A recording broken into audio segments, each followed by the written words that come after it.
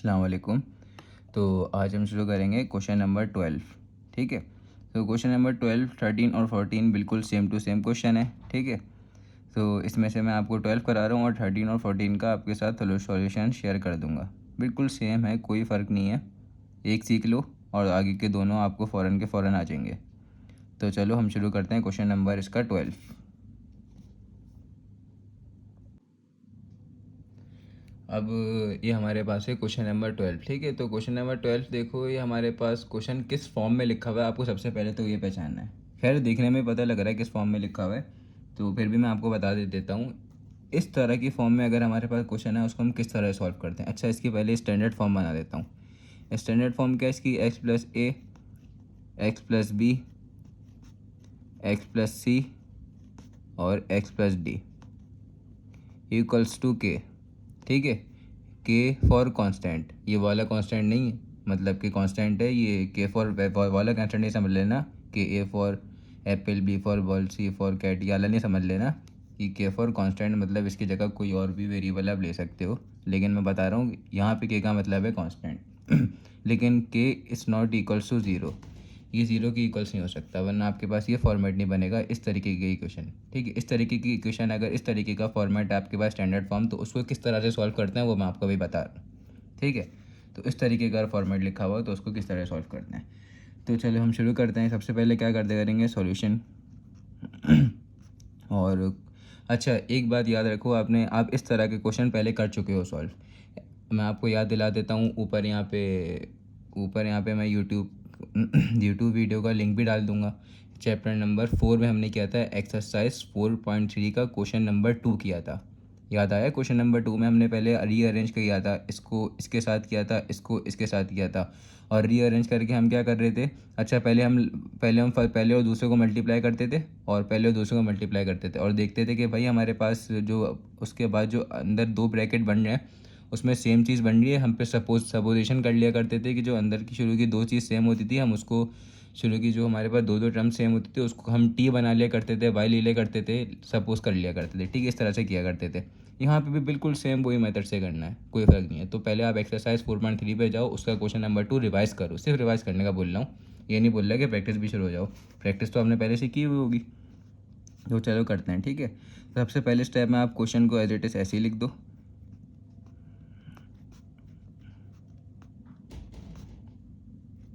X plus 2 equals to 880। अच्छा, तो आपको ये हमने क्वेश्चन एज इट इज़ ऐसे लिख दिया। अब आपको एक मैं रफली थोड़ा सा दिखा देता हूँ, ज़रा सा लिख कर कि रफली अगर मैं इसको करूँ, फर्स्ट वाले को फर्स्ट वाले से कर दूँ, मतलब रीअरेंज किए बगैर। तो सबसे पहले तो आपको ये स्टेप करना है अपने माइंड में, क्या अपने पेपर में भी ये स्टेप करना है कि इसको रीअरेंज मत करना है, डायरेक्ट सॉल्व कर देना। इसको इसके साथ करना है, इसको इसके साथ करना है, इसको इसके साथ, इसको इसके साथ। ठीक है, इस तरह से कर देना। बताता हूँ किस तरह से। ये लिख दिया मैंने। ठीक है। तो अब क्या होगा आपके पास, देखो यहाँ पे अब हमें, अभी मैंने रीअरेंज नहीं किया, अभी मैं डायरेक्ट मल्टीप्लाई कर रहा हूँ। आपको पेपर में भी ऐसे ही करना है सबसे पहले। ठीक है। एक्स इसके साथ होगा, फिर यही एक्स 5 के साथ होगा, तो एक्स एक्स के साथ हुआ, ये एक्स स्क्वायर होगा, फिर एक्स 5 के साथ हुआ, तो ये क्या होगा, ये हो जाएगा 5x। उसके बाद माइनस का 1 इस एक्स से होगा, फिर माइनस का 1 5 से होगा, तो माइनस का एक्स इस एक्स के साथ हुआ, माइनस एक्स हुआ, फिर माइनस का 1 5 के साथ हुआ, तो माइनस का 5 हुआ। इसी तरह से हमने जब शुरू की, फर्स्ट इन दो टर्म्स को किया, अब इस दो टर्म्स को करेंगे। ठीक है। अब क्या है, ये एक्स इससे हो गया, फिर ये इससे हो गया। आपको एरो बनाने नहीं है, ये मैं खुद ही आपको समझाने के लिए बनवा रहा हूँ। एक्स एक्स से हुआ तो एक्स स्क्वायर हुआ, फिर ये एक्स 2 से हुआ तो 2x हुआ, फिर ये 8x से हुआ तो ये क्या हुआ, प्लस का 8x हुआ, फिर ये 8 2 से हुआ तो क्या हुआ, 8 2 16। अब x square plus 5x minus, इसका आंसर होता है प्लस का 4x माइनस का 5। ये एक्स स्क्वायर ऐसे ही आ गया। इन दोनों का अगर आप सॉल्व करोगे तो 2 प्लस 8 का आंसर होता है 10x प्लस 16। ठीक है। अब बस आपको एक बात पहचाननी है कि यहाँ पे देखो, हमें बस ये बात नोट करनी थी और ये बात देखनी थी। याद करो, मैंने आपको 4.4 में, वो 4.3 में भी ये बात बताई थी। अगर शुरू की यहाँ पे दो टर्म्स सेम हो रही आ रही हों, तो हम सपोज कर लिया करते थे लेट, इस पूरे को बराबर ले लिया करते थे, किसी टी के ले लिया करते थे या वाई के ले लिया करते थे, किसी के भी ले लो। लेकिन पहली बात, ये सेम तो बने। यहाँ पे तो सेम ही नहीं बन रही। एक्स स्क्वायर प्लस 4x बन रहा है, यहाँ पे एक्स स्क्वायर प्लस 10x बन रहा है, सेम बन ही नहीं रहा। समझ गए? सेम हमारी टर्म बनी ही नहीं। तो हम सपोज नहीं कर सकते। फिर हमें क्या करना पड़ता था, फिर हमने उसी एक्सरसाइज में रीअरेंज किया था। मतलब अभी मैंने ये पहली वाली टर्म को x-1 वाले को इसके साथ किया ना, अब मैं x-1 को इसके साथ नहीं करूँगा, अब मैं x-1 वाली को किसके साथ करूँगा, x+8 के साथ करूँगा रीअरेंज करके। फिर देखूँगा कि और फिर x+5 वाली को मैंने किसके साथ किया, इसके साथ किया था ना, अब x+5 वाली को मैं करूँगा x+2 के साथ रीअरेंज करने के बाद, ठीक है। फिर देखूँगा कि मेरे पास ये दोनों टर्म सेम बन रही है नहीं बन रही है, और अगर सेम बन रही होगी तो हम फर्दर कंटिन्यू करेंगे आगे, और फिर सपोज कर लेंगे लेट क्या कर लेंगे, टी ले लेंगे या वाई ले लेंगे, कुछ भी ले लो, कोई मसला नहीं है।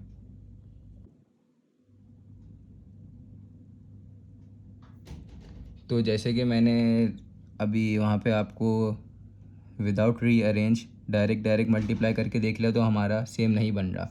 अब हम करेंगे रीअरेंज, और यहाँ पे लिखता हूँ रीअरेंज इफ़ नेसेसरी, मतलब रीअरेंज जब करेंगे अगर ज़रूरी होगा। तो यहाँ पे ज़रूरत पड़ी ना हमें रीअरेंज करने की, ठीक है। तो यहाँ पे हमें ज़रूरत पड़ी भाई रीअरेंज करने की। क्यों ज़रूरत पड़ी, आपको बता दिया सेम नहीं बन रहा था।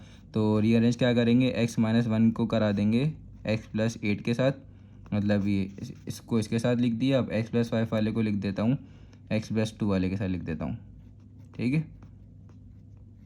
और ये 880 तो ऐसे ही चलता रहेगा साथ साथ। चलो भाई, अब करते हैं मल्टीप्लाई, x से हो जाएगा तो ये क्या हो गया x², फिर यही x किसके साथ होगा, 8 के साथ होगा तो ये हो जाएगा प्लस का 8x, ठीक है। फिर यही -1 x के साथ होगा तो ये हो जाएगा -x, फिर यही इसके साथ होगा तो ये हो जाएगा -8। अब वाला x इसके साथ होगा तो क्या हो जाएगा x², फिर यही x हमारे किसके साथ होगा, पहले x के साथ हुआ ना, अब यही x किसके साथ होगा 2 के साथ तो हो जाएगा 2x।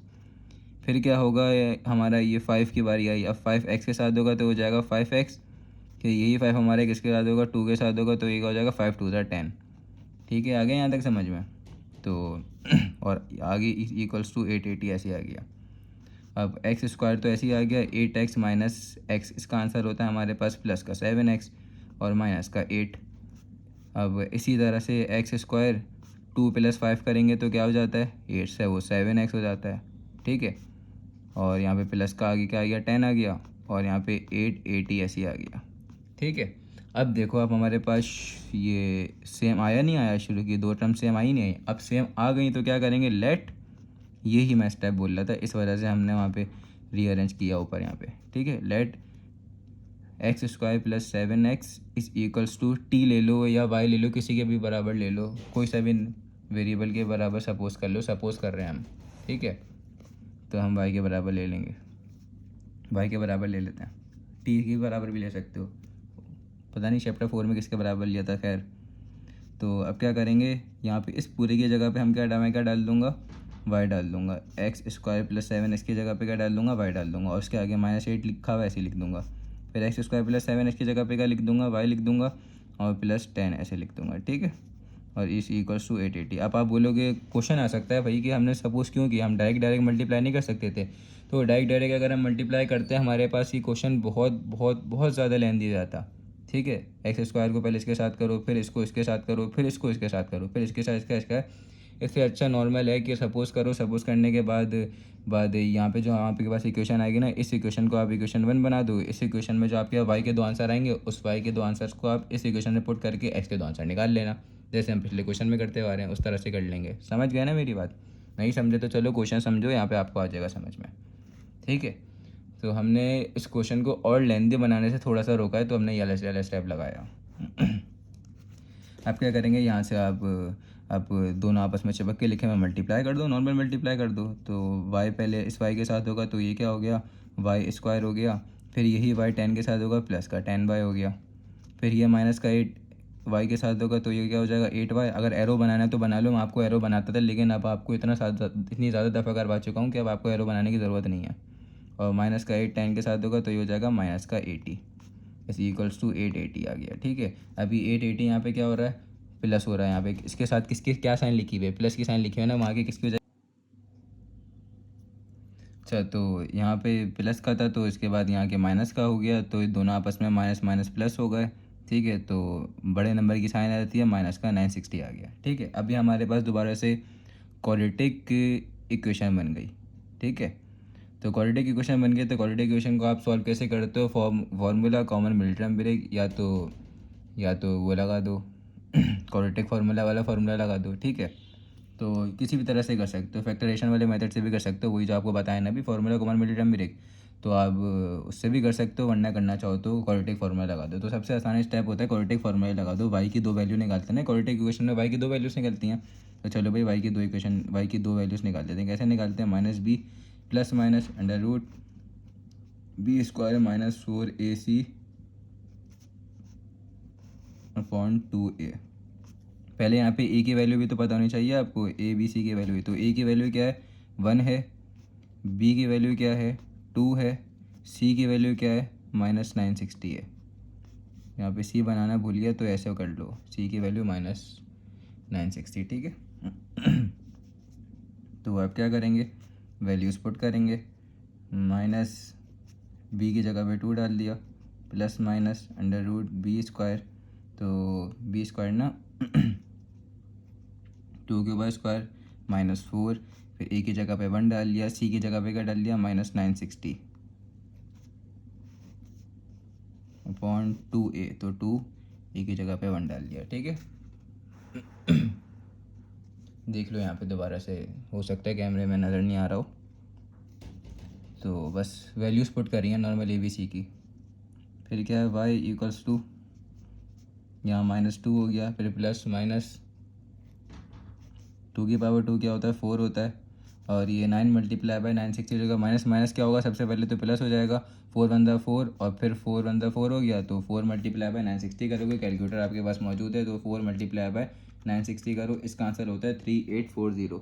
क्या आंसर होता है इसका? 3840। तो बस 3840 लिख दो यहाँ पे इसकी जगह पे। 3840, 3840 प्लस 4 होगा, इसका भी आंसर निकालते हैं क्या होगा, और 2 वन ज़ा 2 हो गया, ठीक है। तो यहीं पे बराबर में कर देता हूँ, यहाँ पे -2 आ गया, प्लस माइनस अंडर रूट 3840 को आप सॉल्व करते हैं, 3840 प्लस का 4, ये हो गया 3844, ठीक है, 3844, और डिवाइडेड बाई 2 ऐसे ही आ गया। अब इसका रूट निकाल के देखोगे, इसका रूट निकलता है नहीं निकलता? तो हाँ भाई, 3844 का अगर आप स्क्वायर रूट निकालोगे तो निकल जाता है, जो कि होता है हमारे पास 62, ठीक है। तो कैलकुलेटर आपके पास मौजूद है, आप निकाल लेना भाई, 62 होता है। तो माइनस का 2 प्लस माइनस इस रूट का आंसर क्या निकला आपके पास? इसका रूट का आंसर निकला 64 डिवाइडेड बाई 2। अब एक दफ़ा प्लस में लिखोगे, प्लस माइनस आ गया एक है ना, तो एक दफ़ा इसकी वैल्यू प्लस में लिखोगे और एक दफ़ा इसकी वैल्यू किस में लिखोगे? माइनस में लिखोगे। तो वो आपको पता है हम किस तरह से लिखते हैं, बीच में लाइन बना देते हैं और लिख देते हैं। तो चलो नेक्स्ट पेज पे लिखते हैं, ठीक है। चलो तो मैंने लिख दिया एक दफ़ा प्लस में, एक दफ़ा माइनस में। अच्छा, तो वहाँ पे मैंने शायद 64 लिख दिया हो, तो 62 था, आपको बताया भी था मैंने, ठीक है। तो इन दोनों को प्लस माइनस करो, आंसर होता है आपके पास 60 डिवाइडेड बाई 2, बड़े नंबर की साइन आ जाएगी, ठीक है। और इन दोनों को सॉल्व करो, माइनस माइनस प्लस होता है और बड़े नंबर की साइन आती है, तो ये हो गया माइनस का 64 डिवाइडेड बाई 2, ठीक है। अब वाई की यहाँ पे वैल्यू क्या आई हमारे पास? 2 वन ज़ा 2, 260 कितने टाइम्स आता है? ये आता है 30 टाइम्स। तो वाई की हमारे पास पहली वैल्यू आ गई 30, और दूसरी वैल्यू क्या आई हमारे पास वाई की? यहाँ पे 2 वन ज़ा 2, और ये आपके पास 64 आ जाता है 32 टाइम्स, ठीक है। तो आप यहाँ पे लिख दोगे माइनस का 32। तो वाई की दो वैल्यूज़ आ गई, लेकिन हमें इक्वेशन के मुताबिक हमें कौन सी वैल्यू चाहिए थी? एक्स की वैल्यू चाहिए होती है, वाई की नहीं चाहिए होती। तो वही वाला सीन करेंगे जो पिछले क्वेश्चन में करते आ रहे हैं। पुट वैल्यू, मतलब चलो पुट वाई लिख देता हूँ। पुट वाई इक्वल्स टू, पहले वाला वाई 30 इन इक्वेशन 1। तो इक्वेशन 1 हमारे पास क्या आती? इक्वेशन 1 आपको दिखा देता हूँ दोबारा से, इक्वेशन 1 क्या आती है भाई। तो इक्वेशन 1 हमारे पास थी ये रही, x square plus 7x equals to y, ये इक्वेशन 1 थी। तो इस इक्वेशन 1 को दोबारा से लिख देता हूँ मैं यहाँ पे। एक्स स्क्वायर प्लस 7 के आगे एक्स है ना, 7x इक्वल्स टू वाई, ये इक्वेशन 1 आपसे लिख दी, ठीक है। अब इसमें मैं यहाँ पे क्या पुट करूँगा? वाई की जगह पे 30 पुट करूँगा, जो हमने ऊपर अभी वैल्यू उठाई है, प्लस 7x इक्वल्स टू 30। यहाँ पे क्या हुआ? ये हमारे पास प्लस का 30 है, वह यहाँ आके इस साइड पे आके क्या हो जाएगा? ये हमारे पास हो जाएगा माइनस का 30 इक्वल्स टू 0, ठीक है। माइनस का 30 इक्वल्स टू 0 हो गया। अब क्या ये फिर से हमारे पास पिछले क्वेश्चंस देखना, मैंने जितने भी क्वेश्चंस करवाए हुए थे इसी एक्सरसाइज के, हमारे पास यहाँ पे जब हम पुट कर दिया करते थे तो हमारे पास क्या दोबारा से क्वाड्रेटिक इक्वेशन नहीं बन रही थी, यहाँ पे दोबारा से क्वाड्रेटिक इक्वेशन बन गई है। जब दोबारा से क्वाड्रेटिक इक्वेशन बन गई तो दोबारा से क्वाड्रेटिक फार्मूला लगाओगे, तो क्वाड्रेटिक फार्मूला से आप लगा के सॉल्व करोगे। तो यहाँ पे ए की वैल्यू आपने यहाँ से निकाल लो, क्या आ गई 1 आ गई, और बी की वैल्यू क्या आ गई आपके पास 7 आ गई, सी की वैल्यू आपके पास आ गई है -30। तो यहाँ पे आप क्वाड्रेटिक फार्मूला फिर से लगाओगे। अब एक्स वाला लगाओगे क्योंकि एक्स की वैल्यू ही निकाल लो ना, तो एक्स वाला लगाओगे, ठीक है। तो -b plus minus under root b square -4ac upon 2a, ठीक है।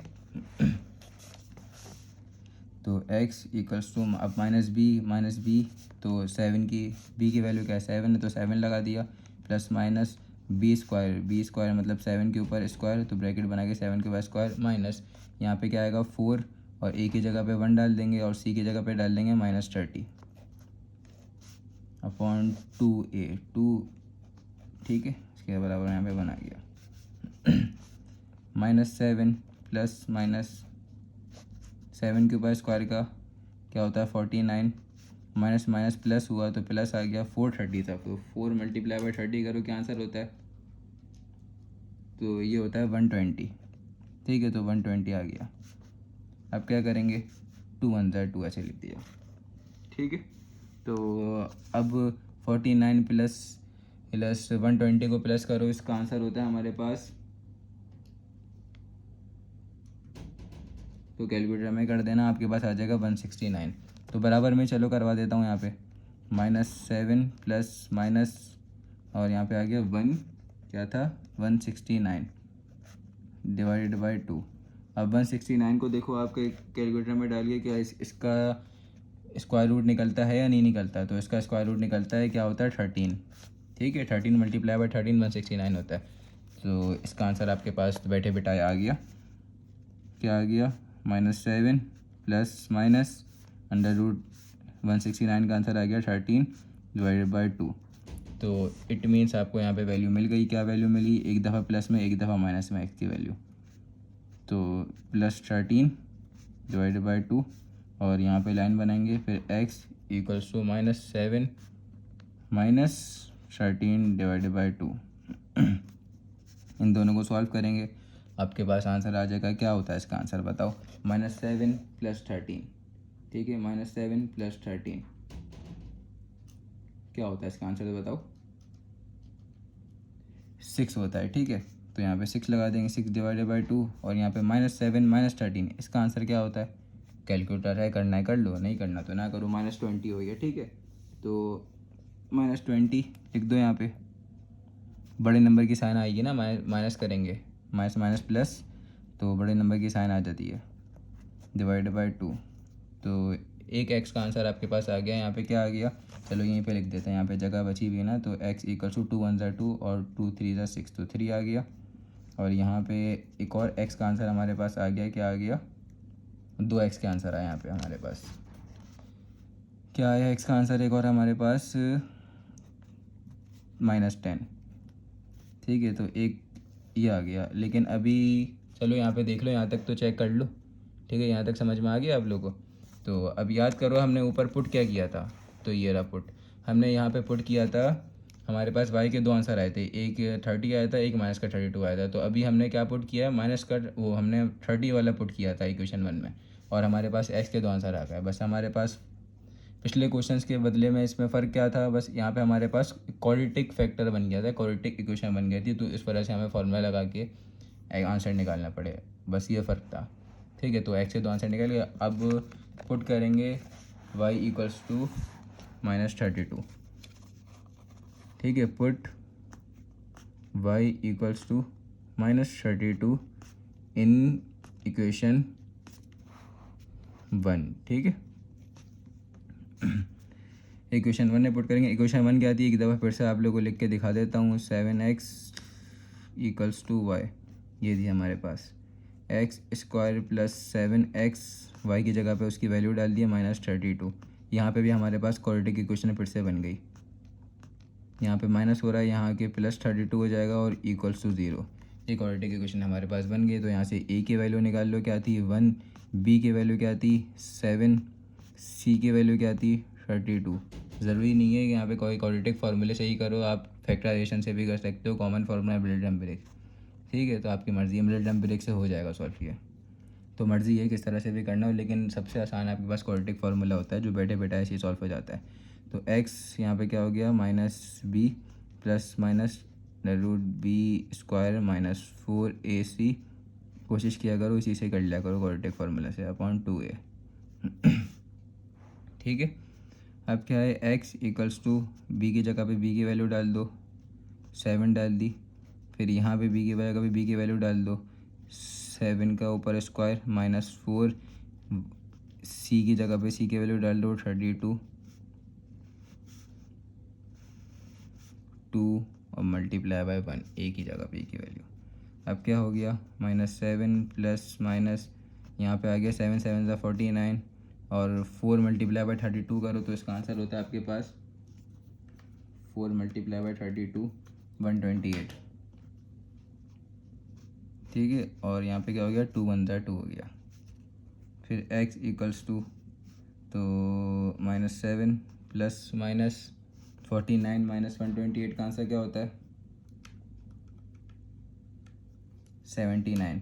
तो आपके पास यहाँ पे आंसर आ गया -79। किसका आ गया, -79। तो यहाँ पे तो हम फंस गए, ये अब सॉल्व नहीं हो सकता, इसका कोई रियल सॉल्यूशन होता ही नहीं है।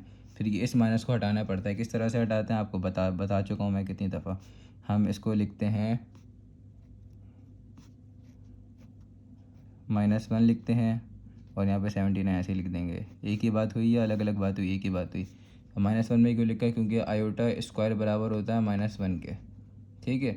तो आयोटा स्क्वायर बराबर होता है -1 के, मतलब ये आई के ऊपर स्क्वायर डाला हुआ है। अब -1 की जगह पे आयोटा स्क्वायर लिख देंगे। -7 प्लस माइनस, अब ये इसकी जगह पे क्या लिख देंगे, आयोटा स्क्वायर।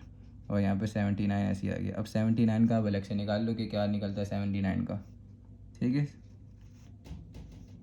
Divided by 2। तो आपके पास अगर 79 का निकल रहा हो तो निकाल दो, वरना ऐसे ही छोड़ दो। 79 प्राइम नंबर होता है नहीं होता, ये आपको पता होना चाहिए। ठीक है। तो प्राइम फैक्टराइजेशन वाले मेथड से निकाल देते हैं ना, निकालना निकाल दो, नहीं निकालना तो नहीं निकालो।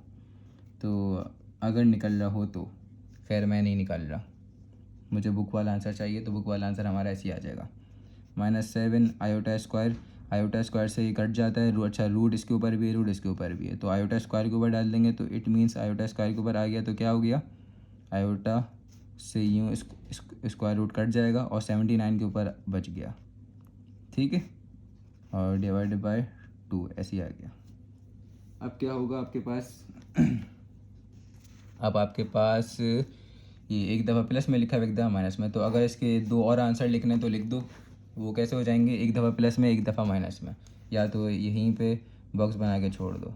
अब इसका सॉल्यूशन सेट बनाओगे तो सॉल्यूशन सेट क्या बना इसका, तो सॉल्यूशन सेट बना S.S। एक्स के हमारे पास 4 आंसर आए, 4 आंसर कैसे आए, 2 आंसर पीछे आ चुके हैं, हमारे कोने में ही आ चुके थे। क्या आ चुके थे, ये रे 3 -10।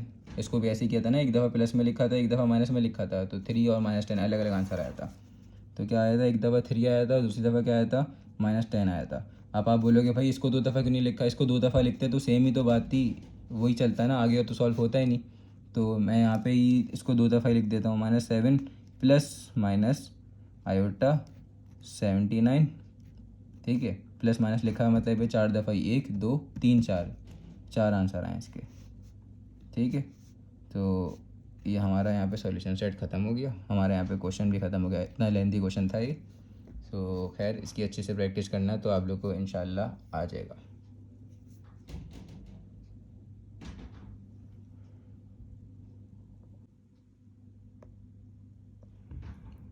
इसके बाद क्वेश्चन नंबर 13 का मैंने सॉल्यूशन शेयर कर दिया, तो इसका आप सॉल्यूशन देख लीजिए। सबसे पहले मैंने क्या किया, देखो फर्स्ट लाइन में मैं सबसे पहले मैंने रीअरेंज कर दिया। ठीक है। तो x+1 के साथ x+4 वाला करा दिया, x+2 के साथ x+3 वाला करा दिया, क्योंकि हमारे पास उसी से ही सेम टर्म बन रही थी, फर्स्ट की 2 टर्म्स उसी से ही सेम बन रही थी। ठीक है। तो देख लो x² + 5x x² + 5x बन गई शुरू की 2 टर्म सेम, तो हमने उसको बराबर ले लिया y के। फिर y+4 हो गया, y+6 हो गया। ठीक है। तो उसके बाद क्या किया, उसके बाद y को y से मल्टीप्लाई कर दिया, फिर इस y को 6 से कर दिया। फिर इस 4 को y के साथ कर दिया, फिर इस 4 को 6 के साथ कर दिया, तो हमारे पास पूरा मल्टीप्लाई होके यहाँ पे आ गया। उसके बाद प्लस माइनस नॉर्मल कर दिया और हमारे पास यहाँ पे क्वाड्रेटिक इक्वेशन बन गई है। क्वाड्रेटिक इक्वेशन से हमने क्या हुआ, क्वाड्रेटिक फॉर्मूला लगा के इसको सॉल्व करेंगे मतलब y के दो आंसर निकल जाएंगे हमारे पास। वो तो सबसे पहले ए बी सी के वैल्यू निकालते हैं, ये सब आपको पता है किस तरह से निकालते हैं। तो देख लो यहाँ पे क्वाड्रेटिक फार्मूला में कुछ भी नहीं किया हुआ, सिर्फ बस क्वाड्रेटिक फार्मूला में मैंने क्या वैल्यूज़ पुट करी हैं और वाई की बोला ना दो वैल्यूज़ आएंगी, तो एक दफ़ा प्लस में लिख दिया, एक दफ़ा माइनस में लिख दिया। और वाई के हमारे पास अब आंसर क्या आया, वो आंसर आपको मैं दिखाता हूँ। तो वाई का हमारे पास एक दफ़ा आंसर आया वाई इक्वल्स टू 6 और एक दफ़ा आया वाई इक्वल्स टू -16। ठीक है, अब वाई का आंसर हम पुट करेंगे इक्वेशन 1 में। इक्वेशन 1 आपको पता है हमने क्या बनाई थी, जो हमने सपोज किया था। ठीक है, इक्वेशन 1 हमारी ये थी x² + 5x equals to Y, हमारे पास इक्वेशन 1 थी। तो इक्वेशन 1 में हमने पहले वाई की वैल्यू 6 लेंगे, फिर इक्वेशन 1 में बाद में वाई की वैल्यू -16 लेंगे। तो अभी तो हम 6 से सॉल्व कर रहे हैं ना, 6 से सॉल्व किया, बाई चांस यहाँ पे फिर से क्वाड्रेटिक इक्वेशन बन गई, तो फिर उसको ए की वैल्यू निकाली, बी की वैल्यू निकाली, सी की वैल्यू निकाली और उसमें क्वाड्रेटिक फार्मूला लगाया। क्वाड्रेटिक फार्मूला लगा के किस तरह सॉल्व किया, उसका सोल्यूशन यहाँ पे आपके सामने है लिखा हुआ। ठीक है, तो यहाँ पे हमारे पास x के दो आंसर आ गए। ये फाइनल आंसर है हमारे पास x के, x इक्वल्स टू 1 और x इक्वल्स टू -6। ठीक है, अभी हमने क्या सॉल्व, अभी हमने y की जगह पे क्या पुट किया था, y की जगह पे 6 पुट किया था। अब y के हमारे पास दो आंसर आए थे ना, y के हमारे दो आंसर क्या आए थे, एक 6 आया था, एक -16 आया था। अब -16 पुट करेंगे इक्वेशन 1 में। ठीक है,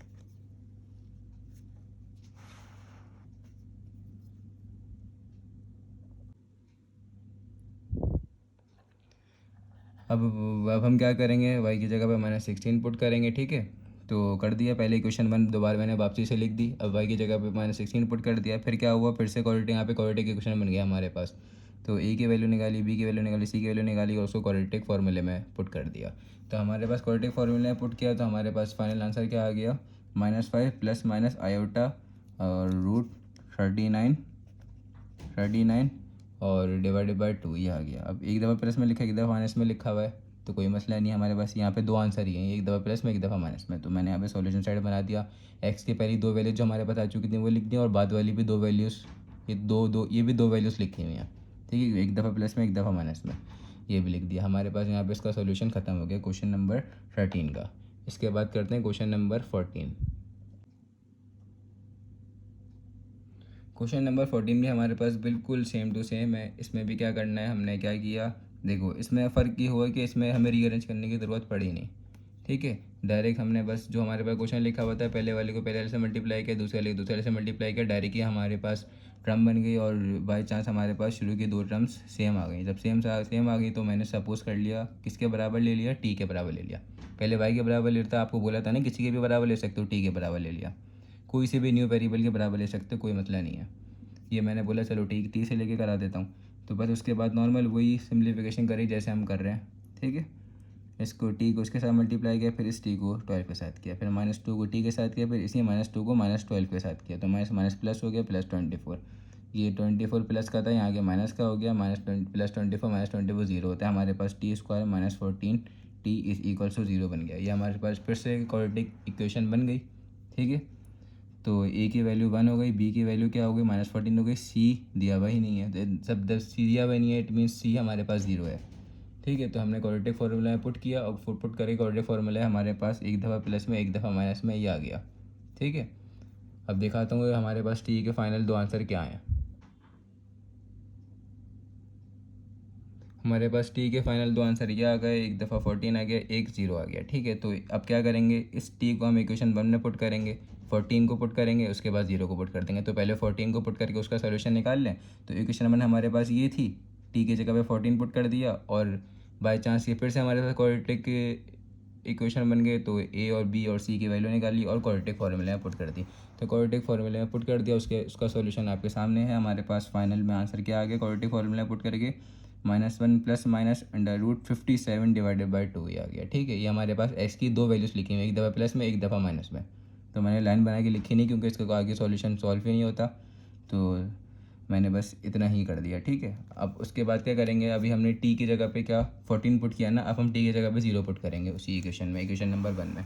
तो यहाँ पे ये रहा इसका सॉल्यूशन। ठीक है, तो अब क्या कर रहे हैं, टी इज 0 इन इक्वेशन 1, तो इक्वेशन 1 में टी 0 पुट कर दिया और ए बी और सी आ गया। ठीक है, अब एक्स स्क्वायर, अब क्या हुआ उसके बाद यहाँ पे हमारे पास फिर से क्या बन गया, क्वाड्रेटिक इक्वेशन बन गई। एक्स स्क्वायर माइनस एक्स, और सी की वैल्यू दी भी नहीं है तो सी की वैल्यू 0 हो गई।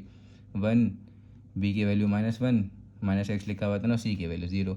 तो बस अब हमने फिर से क्या किया, अच्छा इस पर हम ज़रूरी नहीं है क्वाड्रेटिक फार्मूला लगाओ, आप इस पर कॉमन फार्मूला मिल्टन ब्रेक फैक्टराइजेशन वाले मेथड से भी कर सकते हो। तो इसमें से कॉमन भी निकल रहा था, एक्स कॉमन निकल रहा था, तो एक्स कॉमन निकाल लो, उसको पे कंपेयर कर दो 0 के साथ, तो एक्स के आपके पास दो आंसर ऐसे ही आ जाएंगे बैठे बैठाए। क्वाड्रेटिक फार्मूला मत लगाओ अगर नहीं लगाना चाहते तो। ठीक है, तो अब क्या करेंगे, उसके बाद हमने क्वाड्रेटिक फार्मूला लगा के यहाँ पे एक्स की दो वैल्यूज़ निकाली हैं। एक्स की दो वैल्यूज़ हमारे पास क्या आई, एक 1 आई, एक क्या आई 0 आई। ठीक है, तो यहाँ पे सॉल्यूशन सेट बना लिया।